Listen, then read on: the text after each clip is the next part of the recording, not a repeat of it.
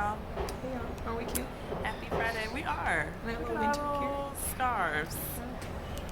So, by now, if you haven't already seen Queen and Slim, what are you You doing? waiting for? Right?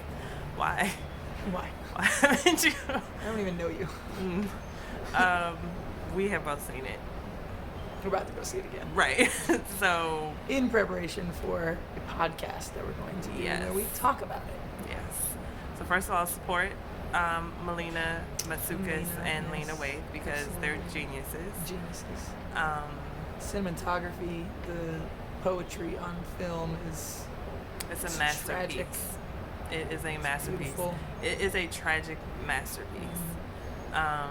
So be prepared for that. yes. But we also thought it was just like a really amazing narrative, like a really amazing story to tell about the way, about so many things, but like America, about what it looks like it means to be black in America, about what it looks like it means to, try to survive when, like when people have made up their minds about you and they're completely wrong.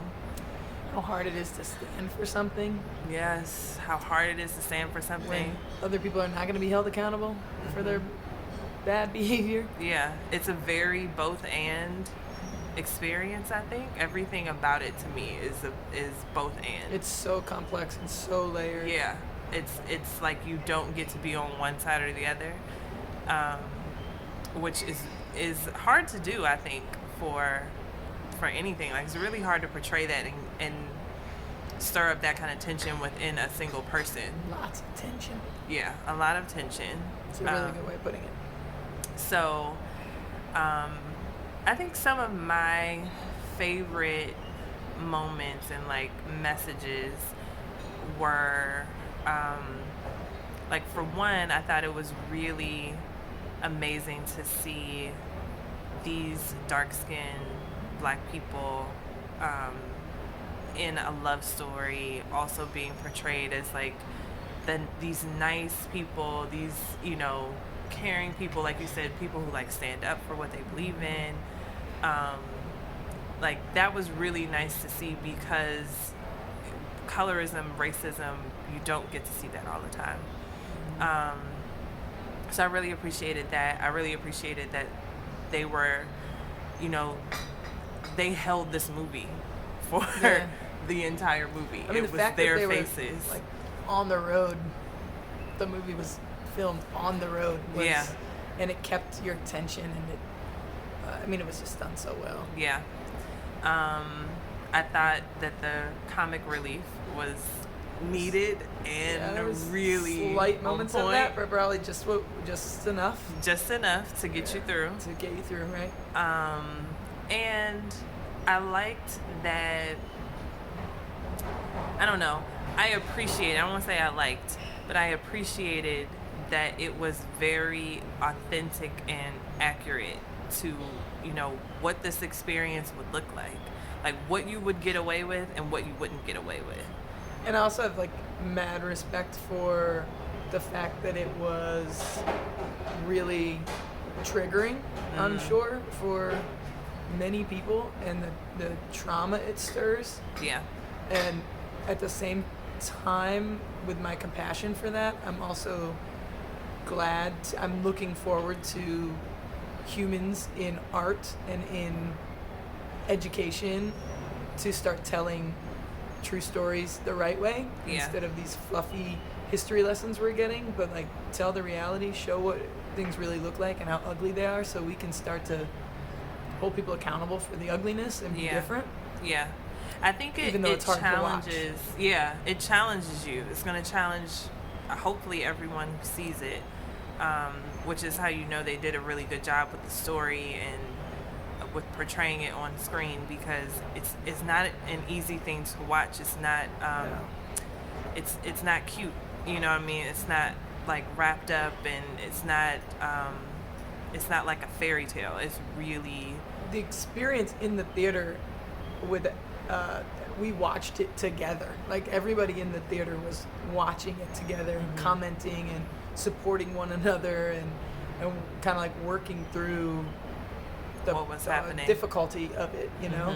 And that was really nice to see. Yeah. As obviously as a white person in that experience, and watching the majority of the theater was filled with people of color, which was beautiful, and to like watch the camaraderie and the support and in dealing with what was being put on screen in front of them was like beautiful. Yeah. I also can appreciate, we both have seen some reviews of the movie that weren't so favorable. Everyone didn't enjoy it, but that's how art is.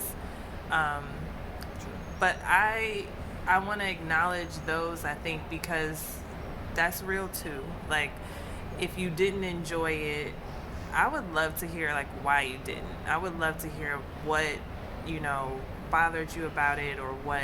I won't get too much into it just in case you haven't seen it. You should go see it.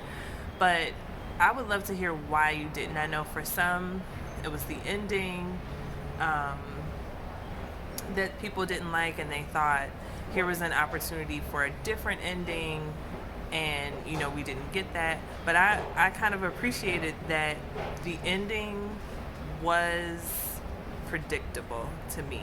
Like, the ending was real. The ending was real life. And I almost think it could have felt too much like art and not enough like real life. Storytelling, yeah. It could have felt too much like storytelling if they had a different ending. So I thought that was an important decision to make. I can't imagine like when they were writing the story what they went through and what they discussed, but or what Lena was trying to figure out. I think that Lena was telling a very specific story, and I think that Melina put that on screen perfectly. Yes. And gave life to a story that Lena knew exactly what she was doing. Yeah. It was very well thought out. It was very calculated. I'm sure she was aware of the results and the potential feelings about what she put on screen, but I think that I have to believe she's probably pretty proud of this product because it came onto the screen in a very powerful, artistic, and realistic way, and it was a masterpiece. Yeah. As hard as it was to watch, and it was a story that people need to watch. I agree.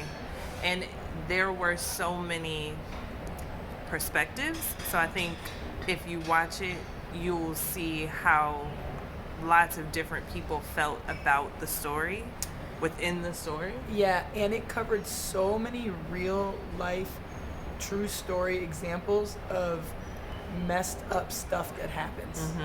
Like, it was packed with reality and things that have happened all kind of in one story, which is the hard part, I think, because you're bombarded with it. Yeah. But it was like, oh yeah, that's happened. Oh, we know that story. Oh yeah, we've seen that cop. Oh yeah, this is how that goes. And they just piled it on. Yeah. In a 6-day road trip. 6 days. When you finish the movie and you realize, wow, all of that happened in 6 days. Yeah, 6 that days on the run. alone will shock you. 6 days on the run, trying to figure out how to be treated properly. Yeah.